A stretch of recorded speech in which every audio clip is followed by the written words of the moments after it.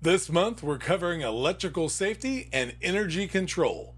And on today's warehouse safety tips, we're talking about battery charging station safety. So stay tuned. Welcome to Warehouse Safety Tips. If you're a seasoned vodcast viewer, this vodcast is going to be different from most that you watch. It's based around exactly what the name implies, warehouse safety tips. And since the people in this industry are busy, we know that time is money, so each episode will be as short and to the point as possible.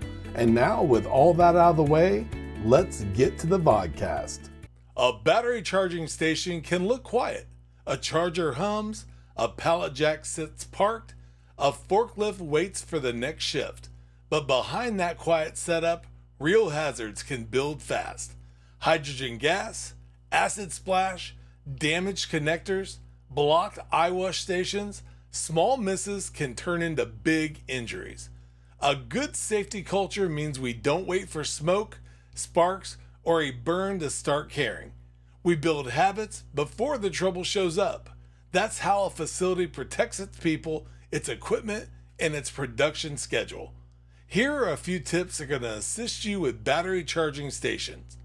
Number 1, keep ventilation working and clear. If you're using lead-acid batteries, they can release hydrogen gas during charging, and that gas can collect near ceilings or tight corners.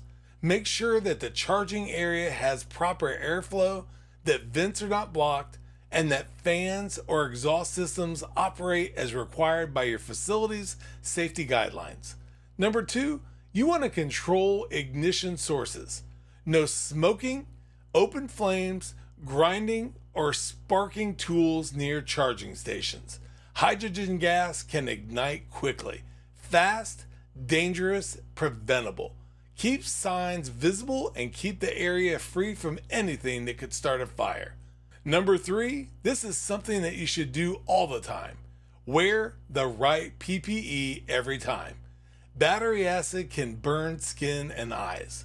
You want to use the required face shields, safety goggles, acid-resistant gloves, aprons, and proper footwear when handling batteries, acid, or connectors. Don't rush this step. PPE only works when you wear it before the splash. Number 4, you want to inspect connectors and cables before use. You want to look for cracked insulation, loose plugs, frayed wires, corrosion, or signs of overheating. A damaged connector is more than just an equipment issue. It can shock, burn, or start a fire. Report problems right away and remove damaged equipment from service. And last but certainly not least, number 5, keep Eyewash stations ready. An Eyewash station must be easy to reach and use, and free from boxes, pallets, trash, or parked equipment. Check the flow, cleanliness, and access as required by your facility. In an acid splash, seconds matter. As always, these are just potential tips. Please be sure to follow the rules and regulations of your specific facility. A safe battery charging area doesn't happen by luck. It happens because people respect the hazard. They follow the process and they speak up when something looks wrong. That's the kind of safety culture that keeps crews and facilities moving. So take the extra minute.